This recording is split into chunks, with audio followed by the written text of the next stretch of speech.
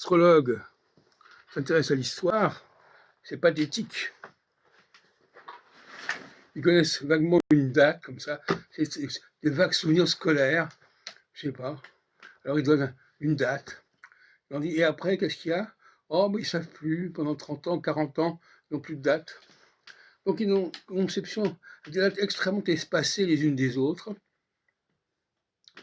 Et ça va justifier, je disais, des planètes lentes qui vont correspondre plus ou moins à ces événements espacés. En réalité, pour les astrologues, le bazar dont il s'agit ici, c'est la grande majorité,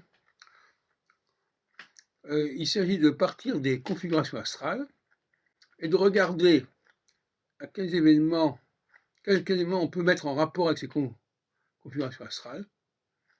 Il ne s'agit pas d'étudier la cohérence historique, le passage d'une période à une autre, d'une situation à une autre. Ça, ils ne savent pas faire. Mais du moment qu'ils ont leur planète et qu'ils peuvent trouver des correspondances comme ça, en creusant, en fouillant, en piquant, en piochant dans les chronologies historiques, ils sont contents. Une vision extrêmement aberrante de l'histoire, alors qu'en réalité, un véritable historien, il sait que même à très peu d'écart, une période peut être en contradiction avec une autre période, à 3-4 ans d'écart, ou 7 ans d'écart. Hein. Bon. Donc, celui qui ne connaît que des dates extrêmement distantes, ce n'est pas un véritable historien. Hein. Là, ils vont dire, ah oui, mais c'est la longue durée, c'est n'importe quoi. C'est un historien. Moi, par exemple, je connais très bien le XVIe siècle, par exemple, surtout la deuxième moitié du XVIe siècle. Eh bien, voilà, donc on peut étudier des changements sur des périodes relativement courtes, avec des répétitions, des transformations, des contradictions.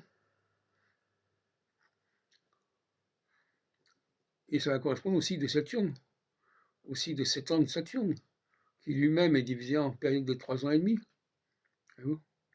Pour un historien, pour un pseudo-historien, il peut pas tenir la route parce qu'il est incapable de dire quels sont les événements qui se suivent ou se succèdent à quelques années près.